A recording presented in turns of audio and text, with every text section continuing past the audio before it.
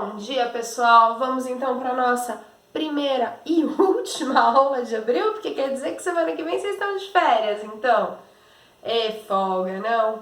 Mas lembrando, hein, gente, que são férias reclusos em casa, quietinhos, e descansem bastante para voltar com gás total depois.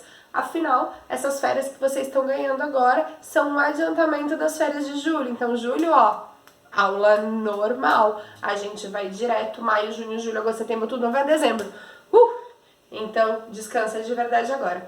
Mas antes das suas férias começarem, você tem a nossa última aula de Biologia 2, que a gente vai falar um pouquinho a respeito de mutação. O que é uma mutação? É um erro.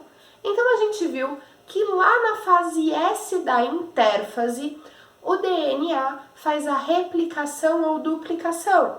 Quando uma molécula, lembra, tem aquela molécula bonita, ela se abre e nucleotídeos livres se ligam nela. E no final do processo eu tenho duas moléculas idênticas à molécula original, certo? O que acontece na mutação? Um erro na replicação.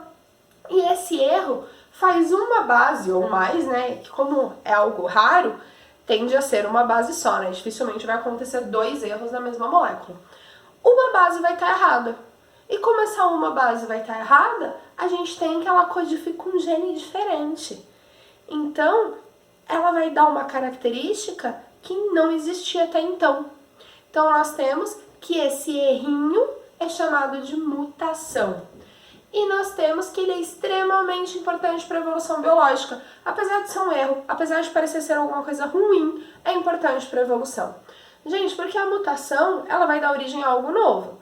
Esse algo novo pode ser uma coisa boa, pode ser uma coisa ruim. É loteria.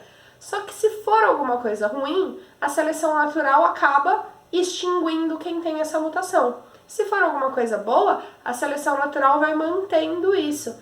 E nós somos o produto de um monte de erros acumulados desde que existe vida no planeta. Se não existisse mutação, nós ainda seríamos bactérias vivendo na sopa primordial, porque nunca teria surgido um organismo diferente. Tá? Então nós temos que a mutação, ela é importante. E, gente, eu fiz um asterisco aqui no final, mas você pode até pôr no começo, que a gente, apesar de falar muito das mutações que são induzidas por agentes mutagênicos, a maioria das mutações, ela é espontânea. Elas simplesmente acontecem. E por que a gente não está vendo o resultado delas? Gente, porque o processo de evolução é um processo extremamente lento. É algo que demora milhares de anos, não é algo que demora décadas. Então, a gente tem que é um processo bastante lento. E essa alteração de uma base vai dar uma alteração na proteína, porque lembra, DNA vira RNA mensageiro, que é lido e vira proteína. Se eu troquei o DNA, eu vou trocar o RNA mensageiro, o ribossomo na hora de ler vai fazer uma proteína errada. E essa proteína, por exemplo, poderia ser insulina.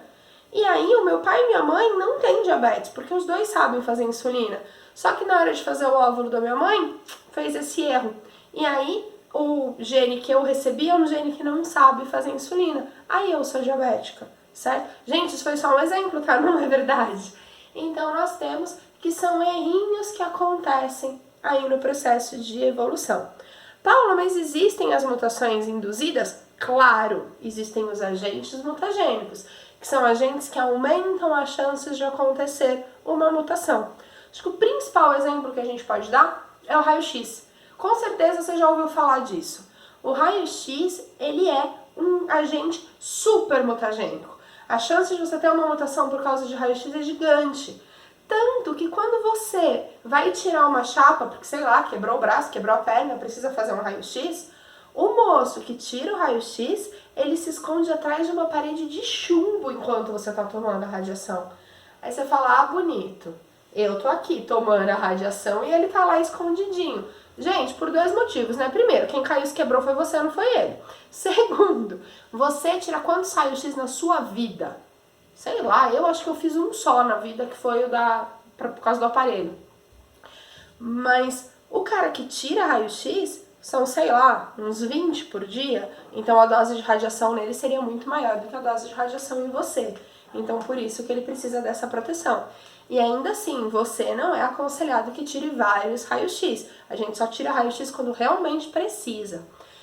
E nós temos que se eu sofrer uma mutação em uma das minhas células, isso vai ficar localizado em uma região. Isso pode me causar um problema, pode me causar, por exemplo, um câncer, mas ele é restrito a uma região.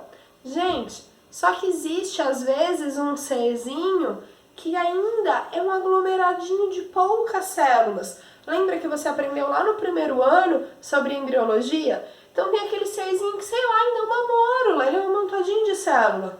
E essas células vão originar todas as células do organismo dele.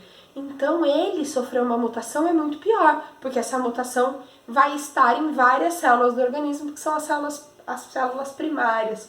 Por isso que se evita ao máximo raio-x em mulheres grávidas. Então uma mulher grávida tem que evitar de todas as formas um raio-x. Ela só vai tirar uma chapa em última hipótese, assim, não tem, precisa muito. Se der para esperar, espera-se. E se ela precisar tirar, ela veste um coletinho de chumbo em cima da barriga para tentar diminuir a radiação que vai pro bebê, porque é extremamente perigoso, principalmente no primeiro trimestre, tá bom? Por causa disso, dele ainda ter poucas células que vão originar o indivíduo inteiro. Ok, gente? Só que vamos entender que essas mutações, elas podem ser de 3 tipos. Então existe a mutação por substituição, por deleção e por inserção. Eu sempre tomo bronca que eu nunca saio da frente da lousa, então ó, às 6h30, 6 minutos e 30 segundos de vídeo, dá pra você dar um pause e copiar a lousa com toda a calma e tranquilidade do mundo. Gente, substituição, o nome dela conta pra gente o que tá acontecendo. O que é uma substituição? Troquei. Era pra pôr ali, tava fazendo a cópia, né? Aí chegou lá, era pra pôr uma adenina e pôs uma guanina, ou pôs uma timina, ou pôs uma citosina. O importante é que pôs outra base no lugar. Isso é uma substituição. Eu troquei uma base por outra durante o momento da replicação. A substituição, ela é dividida em 2. Existe a substituição por transição e a substituição por transversão. Qual a diferença das duas? Gente, lembra que as bases são divididas de acordo com o número de anéis que possuem em bases púricas e bases pirimídicas? Quem são as bases púricas? Adenina e guanina. Quem são as bases pirimídicas? Citosina e timina. Então A e G são púricas, C e T são pirimídicas. E aí o que é uma substituição por transição? Eu troco dentro do mesmo grupo. Então eu vou trocar púrica por púrica ou pirimídica por pirimídica. Ou seja, era para pôr um A e eu pus um G, ou era para pôr um G e eu pus um A.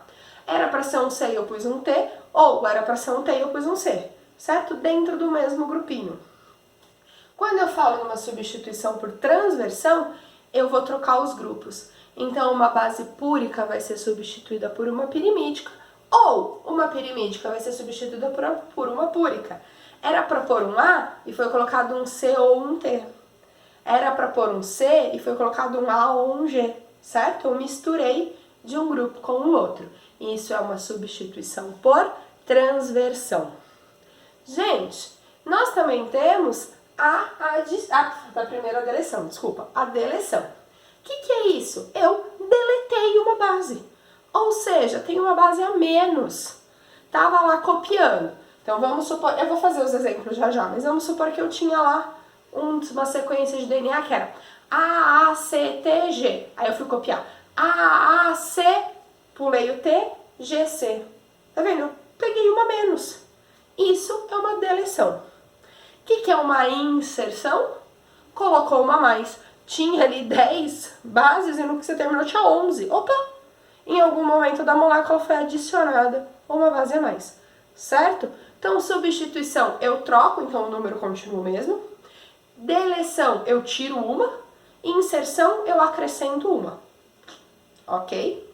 Gente, e precisamos saber que essas mutações, elas podem acontecer em células somáticas ou em células germinativas. O que são células germinativas? Gametas, ou seja, óvulos ou espermatozoides.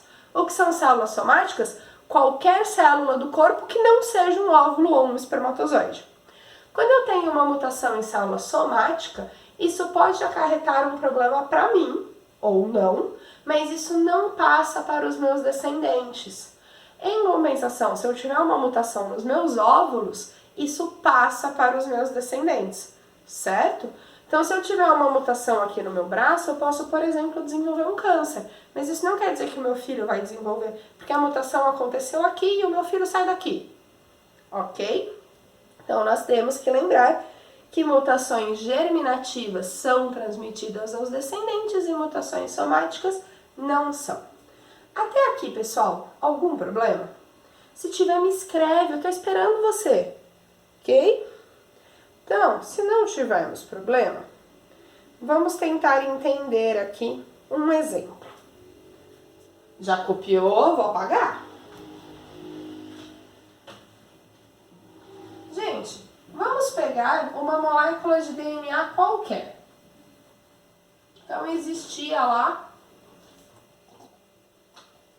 uma molécula e ela era ATCGGAC-TCAGA. Ok?